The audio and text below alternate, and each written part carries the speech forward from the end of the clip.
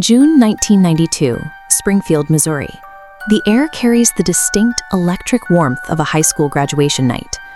19-year-old Susie Streeter and 18-year-old Stacy McCall were moving between local parties, celebrating their recent walk across the stage.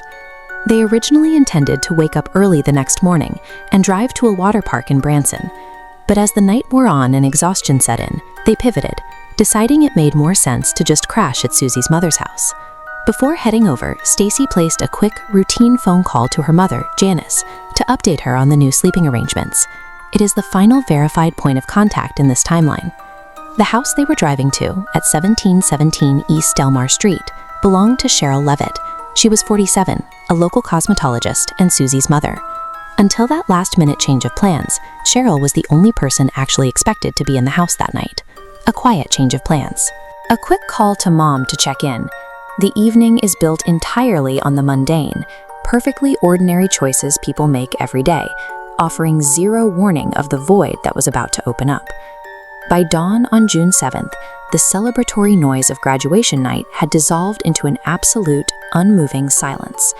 Sometime between midnight and sunrise, all three adult women vanished from the property. There was no blood, no signs of a physical struggle in any of the rooms, no ransom note left behind, no bodies to process. Three grown women simply evaporated from a quiet residential neighborhood, leaving behind a complete absence of physical evidence. The horror of the Springfield Three is found in this absolute vacuum, the total removal of three lives without leaving a single physical signature behind. Looking closely at the property, the normality is what immediately felt wrong. Both cars belonging to the women were still parked casually in the driveway. Inside, their personal anchors to the world remained exactly where they belonged.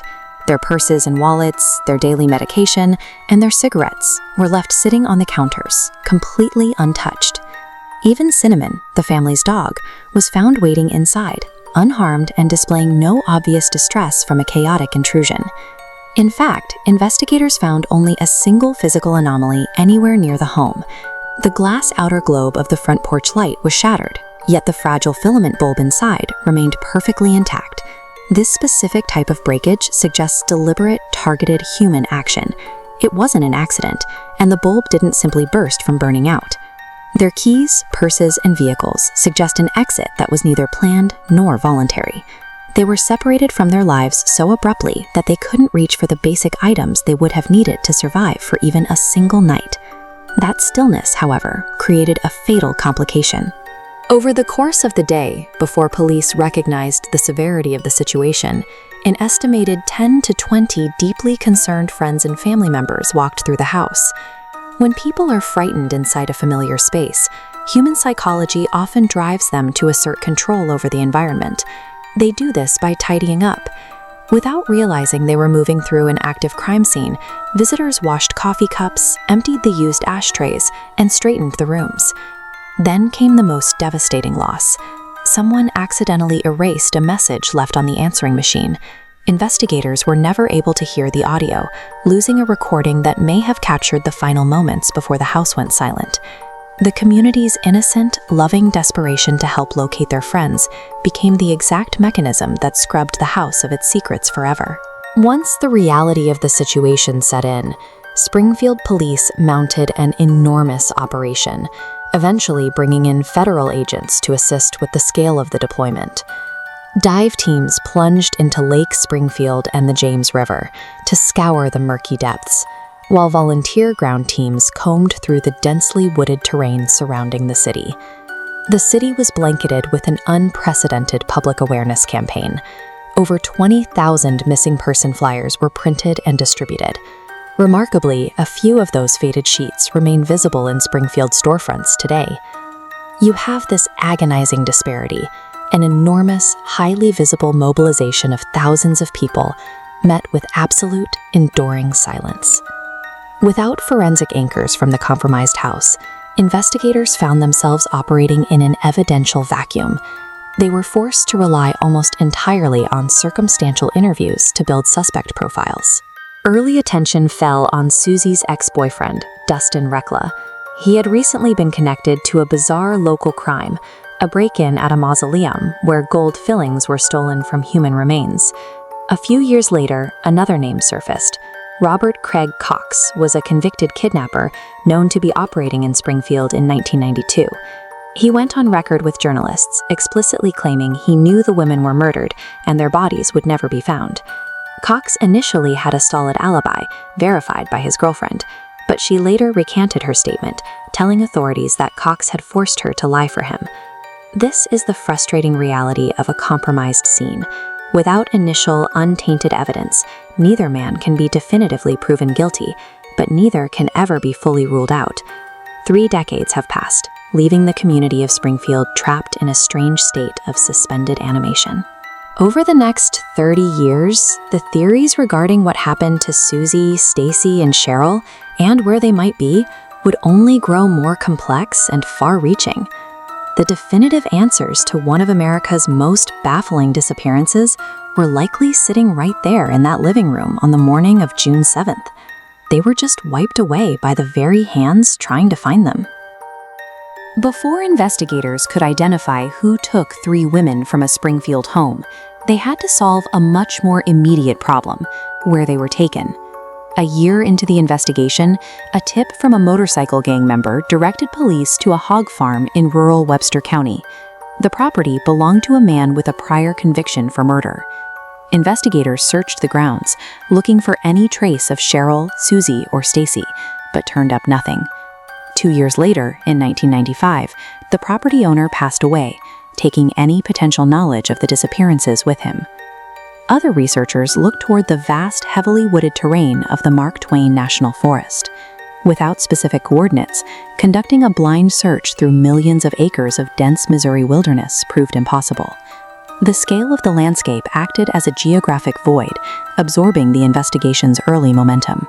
In 2007, a tip suggested the women were buried beneath the foundation of a Springfield hospital parking garage.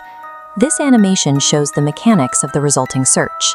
A mechanical engineer scanned a specific corner of the concrete utilizing ground-penetrating radar.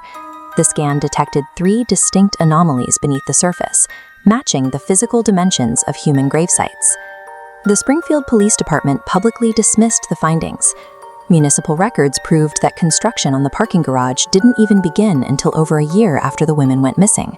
The radar scan and the construction records represent the central frustration of the case: a tangible lead dissolved by the simple math of a calendar. With physical geography offering no answers, investigators turned to behavioral science to understand the precise logistics of the abduction. An FBI profiler concluded the crime was likely the work of a single, highly organized perpetrator. Subduing 3 adult women without leaving signs of a violent struggle required the perpetrator to rely on either a weapon or the element of complete surprise. Moving 3 victims at once required a large transport vehicle, leading investigators to profile the use of a van. Navigating the quiet streets of the neighborhood at unusual hours without drawing attention meant this person was deeply familiar with the area. The silent execution of the abduction pointed to a local predator operating within their comfort zone. The behavioral profile suggested the perpetrator was an unassuming individual, someone whose own friends and family would never suspect them of violence. This scatterplot illustrates the flaw in that psychological lead. When you search for an unassuming local male who drives a large vehicle, you find thousands of identical data points. Instead of narrowing the search, the description is so broad it fails to exclude most of the regional population. This lack of specificity is why, more than 3 decades later, no single name has generated formal charges. The entire investigation essentially became a seemingly impossible search for an anonymous face, lost within a vast sea of identical profiles. A profile that matches everyone ultimately identifies no one. As of June 2026, 34 years have passed since the morning after graduation night. Over those decades, the public and law enforcement have generated more than 5,000 official tips. None of those tips have resulted in an arrest. In 1997, a judge legally declared Cheryl Levitt and Susie Streeter dead. Despite that legal ruling, the Springfield Police Department continues to list their files under missing persons, a small distinction that keeps the investigation active. Being legally dead but actively missing captures the inescapable limbo that defines this case. Yanis McCall has spent more than 3 decades keeping her daughter Stacy's story in the public eye. anchoring the investigation's data points to a human timeline. She continues to participate in documentaries and memorial events, maintaining a hope she admits is tested with every year that passes without an answer. A physical marker of this endurance sits inside Springfield's Phelps Grove Park, a memorial garden bench dedicated to the 3 women in 1992. While many investigations build towards a resolution, this monument stands as a permanent marker of an unclosed wound. Somewhere, a living person still holds the exact knowledge of what happened inside that house on Delmar Street. For over 34 long years, that specific truth has remained entirely out of reach, leaving behind only an endless silence.